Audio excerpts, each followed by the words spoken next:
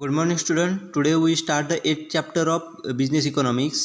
The chapter name is cost concept and cost behavior. In that we learn about the cost concept, short run cost curve and long run cost curve, optimum firm and the learning curve. This part we learn in this chapter. So in today's lecture we learn about the cost concept. Cost of production is an influential factor on the supply side. It refers to the expenditure incurred on the various factors of the production like land, labor, capital and organization which are used in production of commodity. It do not the remuneration paid to the factor of production for their services. म्हणजेच cost of production हे आपल्याला supply साईडवरती जे काही factor आहेत त्याच्यावरती influence असलेली दिसून येते, म्हणजे त्याच्यावरती डिपेंड असलेली दिसून येते. म्हणजेच त्या ठिकाणी आपण जे काही प्रोडक्शनसाठी वेगवेगळे फॅक्टर यूज करत असतो त्याच्या माध्यमातून आपल्याला cost of production he decide केली जाते. मग ते कोणकोणते फॅक्टर, त्यामध्ये लँड असेल, लेबर असेल, कॅपिटल असेल किंवा इतर जे काही प्रोडक्शन फॅक्टर आहेत जे कमोडिटीच्या प्रोडक्शनसाठी ऑर्गनायझेशन यूज करतात त्याची जी काही कॉस्ट आहे त्याच्यावरती आपल्याला कॉस्ट ऑफ प्रोडक्शन डिपेंड असलेली दिसून येते. म्हणजेच थोडक्यात आपण एखादं कमोडिटी तयार करण्यासाठी जे काही इनपुट वापरत असतो त्याच्या माध्यमातून जी काही आपल्याला कॉस्ट येत असते त्यालाच आपण कॉस्ट ऑफ प्रोडक्शन असं म्हटलं जातं. यामध्ये आपल्याला वेगवेगळ्या कॉस्ट कॉन्सेप्ट दिलेले आहेत. मग ते कोणकोणते कॉस्ट आहेत ते आपण आता पुढे पाहणार आहोत. First is real cost. It refers to the actual quantities of the various factors use in the producing the commodities. For example, the real cost of producing chair is the amount of wood, nails, carpenter labor, etc. According to Alfred Marshall, the real cost of production should include the toil, trouble involved, pollution generated, etc. Since this concept is an abstract one, it is very difficult to measure it precisely. त्या ठिकाणी आपल्याला first concept दिली होती म्हणजे real cost. Real cost म्हणजेच काय, तर एखाद्या कमोडिटीचे प्रोडक्शन करताना आपण ॲक्च्युअल जी काही कॉस्ट वापरत असतो, म्हणजेच ॲक्च्युअल जी काही क्वांटिटी आपण त्या ठिकाणी यूज करत असतो त्याच्या माध्यमातून जी काय आपल्याला कॉस्ट येत असते त्यालाच आपण रिअल कॉस्ट असं म्हटलं जातं. म्हणजेच फॉर एक्झाम्पल सांगायचं झालं तर एखादी आपण चेअरचं प्रोडक्शन करत असू, मग ते म्हणजेच खुर्चीचं प्रोडक्शन करत असू तर त्या ठिकाणी त्यासाठी लागणारं लाकूड असेल किंवा त्यासाठी लागणारे नेल्स म्हणजेच खिळे असतील किंवा ते जे काही कार्पेंटर आहे त्याचं लेबर असेल म्हणजेच त्याची सॅलरी किंवा त्याचे वेजेस असतील हे त्यामध्ये ॲड केल्याच्यानंतर जी काय आपल्याला कॉस्ट येते त्याला आपण रिअल कॉस्ट असं म्हटलं जातं. तर अल्फ्रेड मार्शल यांनी सांगितलं की रिअल कॉस्ट म्हणजेच काय, तर एखादं प्रोडक्शन घेत असताना आपल्याला जे काही परिश्रम येत असतात म्हणजे श्रम करावे लागतात, त्याचबरोबर त्यामध्ये जे काही ट्रबल्स इन्व्हॉल्व असतात त्याच्या माध्यमातून जी काही कॉस्ट येत असते किंवा जे काही पोल्युशन त्या ठिकाणी जनरेट होत असतं त्याची जी काही कॉस्ट होते त्यालाच आपण रिअल कॉस्ट ऑफ प्रोडक्शन असं म्हटलं जातं. परंतु अशा प्रकारची कॉस्ट ही आपल्याला ठिकाणी ॲब्स्ट्रॅक्ट असलेली दिसून येते, त्यामुळे आपण ती तंतोतंत म्हणजेच आपल्याला प्रॉपरली कॅल्क्युलेट करणं हे डिफिकल्ट जात असतं. म्हणजेच थोडक्यात रिअल कॉस्ट ही आपल्याला ॲब्स्ट्रॅक्ट असल्यामुळे त्या ठिकाणी आपण प्रॉपरली त्या ठिकाणी मेजर करणं हे आपल्याला डिफिकल्ट जात असतं. म्हणजेच रिअल कॉस्ट ही आपण ॲक्युरेट त्या ठिकाणी कॅल्क्युलेट करू शकत नाही. Next is money cost. It is a cost of production express in the terms of money. It is a money spend on the various resources use in a production process. Next आपल्याला concept दिली ती म्हणजे मनी cost. मनी cost म्हणजेच काय, तर एखाद्या कमोडिटीचं production घेत असताना आपण त्या ठिकाणी जे काही पैशाच्या माध्यमातून जे काही एक्सपेंडिचर आपण करत असतो त्यालाच आपण मनी कॉस्ट असं म्हटलं जातं. म्हणजेच अशा पद्धतीचा मनी हा कशावर स्पेंड केला जातो, तर त्या ठिकाणी प्रोडक्शन प्रोसेसमध्ये जे काही वेगवेगळे रिसोर्सेस लागत असतात त्याच्यावरती जो काही पैसा त्या ठिकाणी खरेदी केला जातो त्यालाच आपण मनी कॉस्ट असं म्हटलं जातं. म्हणजेच थोडक्यात एखाद्या प्रोडक्टचं प्रोडक्शन करताना आपल्याला जे काही एक्सपेंडिचर येत असतात त्याचं आपण मनीमध्ये कन्व्हर्शन करत असतो, म्हणजेच पैशाच्या माध्यमातून जे आपण एक्सपेंडिचर करत असतो त्यालाच आपण मनी कॉस्ट असं म्हटलं जातं. Next is explicit cost. It refers to the cost incurred on the factor of production hired from the market. For example, cost of raw material, wages, salaries, power charges, transport expenses, etc. This expenditure is actually incurred by the firm. Since they are recorded, they are also known as cost accounting cost. म्हणजे त्या ठिकाणी आपल्याला next concept दिली आहे ती म्हणजे explicit cost. Explicit cost म्हणजेच काय, तर कॉस्ट ऑफ प्रोडक्शन फॅक्टरची कॉस्ट ही आपल्याला मार्केटवरती डिपेंड असलेली दिसून येते त्यालाच आपण एक्सप्लिसिट कॉस्ट असं म्हटलं जातं. म्हणजेच मार्केट सिच्युएशननुसार आपल्याला जी काही प्रोडक्शनसाठी कॉस्ट येत असते, म्हणजेच मग त्यामध्ये रॉ मटेरियल कॉस्ट असेल, त्याचबरोबर वेजेस असेल किंवा सॅलरी असेल किंवा पॉवर चार्जेस असेल किंवा ट्रान्सपोर्ट एक्सपेन्सेस असतील, हे आपल्याला मार्केट सिच्युएशननुसार डिपेंड असलेले दिसून येतात. म्हणजेच मार्केटमध्ये ज्याप्रमाणे सिच्युएशन आहे त्यानुसार या कॉस्ट आपल्याला चेंज होताना दिसून येतात, त्यालाच आपण एक्सप्लिसिट कॉस्ट असं म्हटलं जातं. अशा प्रकारचा एक्सपेंडिचर हा त्या ठिकाणी डायरेक्टली फर्मच्या माध्यमातून ॲक्च्युअली इन्कर्ड केलेला दिसून येतो. त्याचबरोबर अशा प्रकारचे हे ट्रान्झॅक्शन आहेत म्हणजे अशा प्रकारची कॉस्ट आहे आपल्याला त्या ठिकाणी रेकॉर्ड केलेली दिसून येते, त्यालाच आपण अकाउंटिंग कॉस्ट असं म्हटलं जातं. म्हणजेच एक्सप्लिसिट कॉस्ट ही आपल्याला त्या ठिकाणी प्रत्येक ऑर्गनायझेशनमध्ये रेकॉर्ड करून ठेवलेली दिसून येते, त्यालाच आपण अकाउंटिंग कॉस्ट असं देखील म्हटलं जातं. Next is implicit cost. It is a cost incurred by the business firm on the factor of production own by it. These are not actually paid by the firm. For example, entrepreneur may be using his own land. Rent may not be paid for this.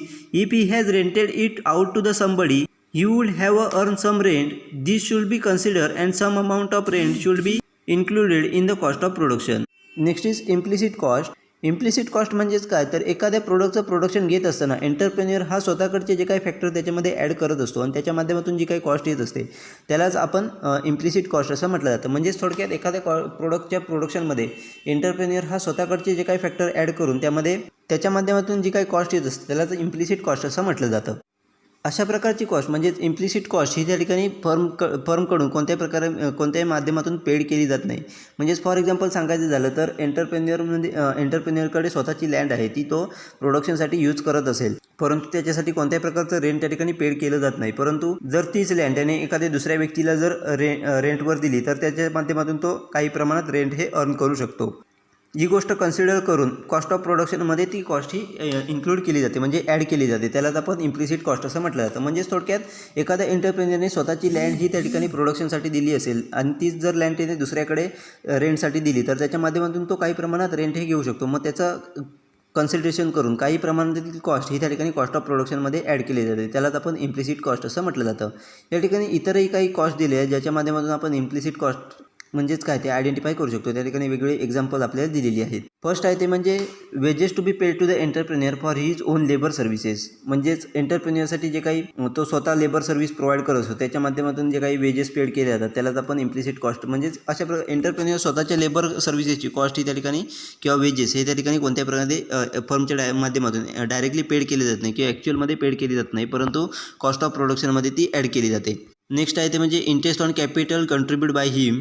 म्हणजेच एखाद्या एंटरप्रेन्युअरने capital जे काही contribute केलेलं असतं ते ॲक्च्युअलमध्ये फर्मकडून पे केलं जात नाही त्याच्यावरचा इंटरेस्ट, परंतु कॉस्ट ऑफ प्रोडक्शनमध्ये तो इंटरेस्ट हा ॲड केला जातो व त्याच्या माध्यमातून cost of production he decide केली जाते. या प्रकारच्या माध्यमातून जी काही आपल्याला कॉस्ट येत असते, जी कॉस्ट आपण कॉस्ट ऑफ प्रोडक्शनमध्ये ॲड करत असतो परंतु ॲक्च्युअलमध्ये ती फर्मच्या माध्यमातून कोणत्या पद्धतीने पेड केली जात नाही, त्यालाच आपण इम्प्लिसिट कॉस्ट असं म्हटलं जातं. म्हणजेच एंटरप्रेन्युअर जे काही रिसोर्सेस यूज करत असतो त्याच्या माध्यमातून जी काही कॉस्ट येत असते परंतु ॲक्च्युअलमध्ये ती पेड केली जात नाही, परंतु कॉस्ट ऑफ प्रोडक्शनमध्ये ती ॲड केली जाते, त्यालाच आपण इम्प्लिसिट कॉस्ट असं म्हटलं जातं. In the accounting sense, only explicit costs are considered, but in economic sense, implicit cost has been considered while the estimating profit. म्हणजेच आपण अकाउंटिंग कॉन्सेप्टमध्ये जर पाहिलं तर त्या ठिकाणी फक्त जी काही एक्सप्लिसिट कॉस्ट आहे ती कन्सिडर केली जाते. इम्प्लिसिट कॉस्ट ही त्या ठिकाणी अकाउंटिंग सेन्समध्ये कंट्रीब्यूट केली जात नाही किंवा कन्सिडर केली जात नाही. परंतु इकॉनॉमिक सेन्सच्या माध्यमातून आपण पाहिलं तर त्या ठिकाणी दोन्ही एक्सप्लिसिट आणि इम्प्लिसिट कॉस्ट या ठिकाणी कन्सिडर केल्या जातात व त्याच्या माध्यमातून प्रॉफिट हा इस्टिमेट केला जातो. म्हणजेच इकॉनॉमिक सेन्सच्या माध्यमातून जेव्हा आपण प्रॉफिट हा इस्टिमेट करत असतो त्या ठिकाणी तेव्हा आपण इम्प्लिसिट कॉस्ट देखील त्या ठिकाणी कन्सिडर केली जाते व त्याच्या माध्यमातून प्रॉफिट हा इस्टिमेट केला जातो. Implicit cost is a amount the business firm would have got it next best alternative use. It is also non as inputted cost. It is estimated on the basis of potential earning that could be earned by the factor of production in the next best alternative use. Implicit cost म्हणजेच काय, तर त्या ठिकाणी बिझनेसमधील जो काय आपण factor use केलेला असतो तो फॅक्टर जर इतर कामासाठी आपण यूज केला तर आपल्याला त्या ठिकाणी किती बेनिफिट होऊ शकतो त्यालाच आपण इम्प्लिसिट कॉस्ट असं म्हटलं जातं. त्यालाच आपण इनपुटेड कॉस्ट असं देखील म्हटलं जातं. मग ही कॉस्ट कशावरती डिसाईड केली जाते, कोणत्या बेसिसवर डिसाईड केली जाते, तर तो फॅक्टर आपण इतर अल्टरनेटिव्हसाठी यूज केल्यावर आपल्याला किती प्रमाणात त्या ठिकाणी प्रॉफिट होऊ शकतो किंवा किती प्रमाणात आपल्याला अर्निंग होऊ शकतं त्याच्यावरती इम्प्लिसिट कॉस्ट ही डिसाईड केली जाते. अशा पद्धतीने प्रत्येक फर्म ही इम्प्लिसिट कॉस्ट आपल्या कॉस्ट ऑफ प्रोडक्शनमध्ये ॲड करताना दिसून येते. Next concept is economic cost and accounting cost. Economic cost refers to the total cost of production incurred by the firm for producing the commodity. It includes the both explicit and implicit cost. The firm is said to making profit if the total revenue is more than the economic cost. This profit is termed as the economic profit. Economic cost consists of all types of resources, both the paid and unpaid. म्हणजे त्या ठिकाणी आपल्याला economic cost आणि accounting cost दिलेली आहे. Concept या दोन concept दिलेले आहेत. त्यामध्ये इकॉनॉमिक कॉस्ट म्हणजेच काय, तर आपल्याला एखादं प्रोडक्शन घेत असताना जी काही टोटल कॉस्ट त्या ठिकाणी आलेली असते, म्हणजे एखाद्या कमोडिटीचं प्रोड्युसिंग करत असताना त्या ठिकाणी जी काही टोटल कॉस्ट ऑफ प्रोडक्शन आलेली असते त्यालाच आपण इकॉनॉमिक कॉस्ट असं म्हटलं जातं. त्यामध्ये इम्प्लिसिट कॉस्ट आणि एक्सप्लिसिट कॉस्ट दोन्ही कॉस्ट त्या ठिकाणी ॲड केल्या जातात व त्याच्या माध्यमातून इकॉनॉमिक कॉस्ट ही त्या ठिकाणी आयडेंटिफाय केली जाते. ज्या वेळेला टोटल रिव्हेन्यू हा त्या ठिकाणी इकॉनॉमिक कॉस्टपेक्षा जास्त असतो तेव्हाच आपण त्या ठिकाणी म्हणू शकतो की आपल्याला प्रॉफिट झाला आहे. म्हणजेच इकॉनॉमिक कॉस्टच्या माध्यमातून आपण जेव्हा प्रॉफिट कॅल्क्युलेट करत असतो तेव्हा आपण लक्षात घेतलं पाहिजे की टोटल रिव्हेन्यू हा आपला त्या ठिकाणी इकॉनॉमिक कॉस्टपेक्षा जास्त असला पाहिजे, तरच आपण त्या ठिकाणी म्हणू शकतो की आपल्याला प्रॉफिट झाला आहे. त्यालाच आपण इकॉनॉमिक प्रॉफिट असं म्हटलं जातं. त्याचबरोबर इकॉनॉमिक कॉस्टमध्ये सर्व टाईपचे रिसोर्सेस त्या ठिकाणी कन्सिडर केले जातात. मग त्यामध्ये पेड केलेले रिसोर्सेस असतील किंवा अनपेड केलेले रिसोर्सेस असतील, ते सर्व रिसोर्सेस हे त्या ठिकाणी इकॉनॉमिक कॉस्ट कॅल्क्युलेट करताना आपण कन्सिडर केले जाते व त्याच्या माध्यमातून आपल्याला प्रॉफिट होणार आहे की नाही किंवा प्रॉफिट झाला आहे की नाही हे त्या ठिकाणी आयडेंटिफाय करत असतो. म्हणजेच इकॉनॉमिक कॉस्टपेक्षा आपल्याला टोटल रेव्हेन्यू जास्त असेल तर आपण म्हणू शकतो की आपल्याला प्रॉफिट झाला आहे. अशा पद्धतीने इकॉनॉमिक कॉस्ट ही त्या ठिकाणी कॅल्क्युलेट केली जाते. Next is accounting cost. On the other hand, is concentrate only with the explicit cost. It consists of only those factors payment which is actually made. It includes the fixed and variable cost like wages of labor, rent of land, depreciation, etc. It is concerned with only those transactions which involve monetary payment. The factor of production contribute by the entrepreneur himself are not taken into the account while the capturing accounting cost. म्हणजे त्या ठिकाणी next आपल्याला दिले ते म्हणजेच accounting cost. Accounting cost म्हणजेच काय, त्यामध्ये फक्त आपण एक्सप्लिसिट कॉस्ट ही त्या ठिकाणी इन्कर्ड केली जाते. म्हणजेच त्या ठिकाणी मॉनिटरी व्हॅल्यू ज्या रिसोर्सेससाठी दिल्या जातात तीच कॉस्ट त्या ठिकाणी आपल्याला अकाउंटिंग कॉस्टमध्ये इन्क्लूड केलेली दिसून येते. म्हणजेच ज्या फॅक्टरसाठी ॲक्च्युली फर्म ही ॲक्च्युली पेमेंट करत असते त्याच फॅक्टरची कॉस्ट ही त्या ठिकाणी अकाउंटिंग कॉस्टमध्ये आपल्याला ॲड केलेली दिसून येते. त्यामध्ये मग फ्लेक्झिबल कॉस्ट असेल, फिक्स कॉस्ट असेल किंवा व्हेरिएबल कॉस्ट असेल, ह्या कॉस्ट त्या ठिकाणी ॲड केलेल्या दिसून येतात. मग त्यामध्ये वेजेस ऑफ लेबर असतील किंवा रेंट ऑफ लँड असेल किंवा डिप्रिसिएशन असेल, मशिनरीवरचं डिप्रिसिएशन असेल, अशा प्रकारची कॉस्ट ही त्या ठिकाणी ॲड केलेली दिसून येते. म्हणजेच थोडक्यात अकाउंटिंग कॉस्टमध्ये ज्या ठिकाणी आपल्याला मॉनिटरी पेमेंट केलेलं दिसून येतं तेच ट्रान्झॅक्शन त्या ठिकाणी अकाउंटिंग कॉस्टमध्ये ॲड केलेले दिसून येतात. त्यामध्ये एंटरप्रेन्युअरने स्वतःसाठी घेतलेली जी काही कॉस्ट असते किंवा स्वतःकडचे जे काही फॅक्टर प्रोडक्शनमध्ये कंट्रीब्यूट केलेले असतात त्याची कॉस्ट ही त्या ठिकाणी घेतली जात नाही. फक्त त्या ठिकाणी जे काही मॉनिटरी पेमेंट केलेलं असतं तीच कॉस्ट घेऊन त्या ठिकाणी अकाउंटिंग कॉस्ट ही त्या ठिकाणी कॅल्क्युलेट केलेली आपल्याला दिसून येते. Difference between two concept can be explain with the help of the example. Let us suppose the firm get total sales revenue of rupees 2 lakh by the selling the commodity. The total cost incurred by the firm in terms of labor charges, rent, interest and depreciation is calculated as 1,70,000. In the accounting sense, the firm profit will be rupees 30,000. However, in the economic sense, the payment to be made for the factor of production owned by the firm should also be included in the cost of production.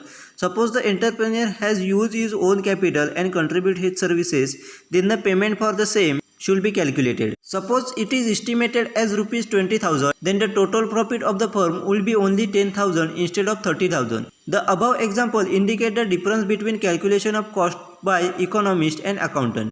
या ठिकाणी आपल्याला दोन concept दिले आहेत, त्याचा difference आपण एक्झाम्पलच्या माध्यमातून समजून घ्या. मग त्या इकॉनॉमिक कॉस्ट आणि अकाउंटिंग कॉस्ट यामधला डिफरन्स आपण पुढे दिलेल्या एक्झाम्पलच्या माध्यमातून समजून घेऊया.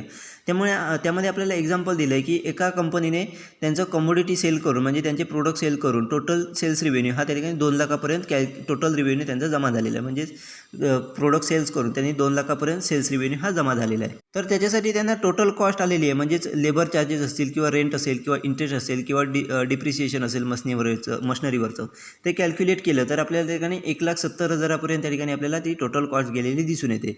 मग अकाउंटिंग सेन्सच्या माध्यमातून आपण पाहिलं तर त्या ठिकाणी 2 लाख मायनस 1,70,000 जर पाहिले तर आपण त्या ठिकाणी 30,000 आपल्याला त्या ठिकाणी प्रॉफिट झालेला दिसून येतो.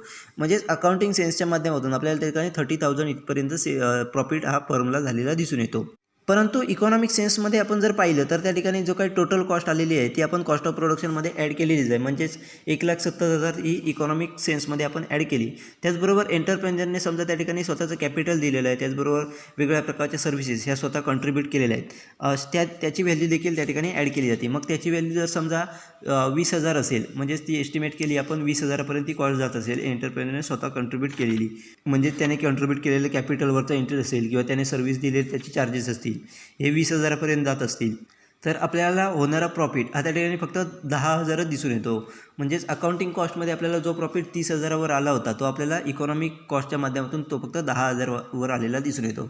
अशा पद्धतीने वरच्या दिलेल्या एक्झाम्पलच्या माध्यमातून आपण समजून घेऊ शकतो की इकॉनॉमिस्टने कॅल्क्युलेट केलेली प्रॉफिट आणि अकाउंटिंग सेन्सच्या माध्यमातून अकाउंटंटने केलेला कॅल्क्युलेशन ऑफ प्रॉफिट हे आपल्याला किती प्रमाणात डिफरन्स दिसतो हे आपण त्या ठिकाणी आयडेंटिफाय करू शकतो. म्हणजेच प्रत्येक फर्ममध्ये अशा पद्धतीने दोन्ही पद्धतीने म्हणजे इकॉनॉमिक्स कॉस्ट आणि अकाउंटिंग कॉस्टच्या माध्यमातून त्या ठिकाणी प्रॉफिट किंवा कॉस्ट ऑफ प्रोडक्शन ही त्या ठिकाणी आयडेंटिफाय केली जाते व त्याच्या माध्यमातून फर्मला ॲक्च्युअल किती बेनिफिट झाला आहे किंवा ॲक्च्युअली किती प्रॉफिट झाला आहे हे त्या ठिकाणी कॅल्क्युलेट केलं जातं. या ठिकाणी इतरही काही कॉस्ट कॉन्सेप्ट आपल्याला दिलेले आहेत ते आपण नेक्स्ट लेक्चरमध्ये पाहणार आहोत.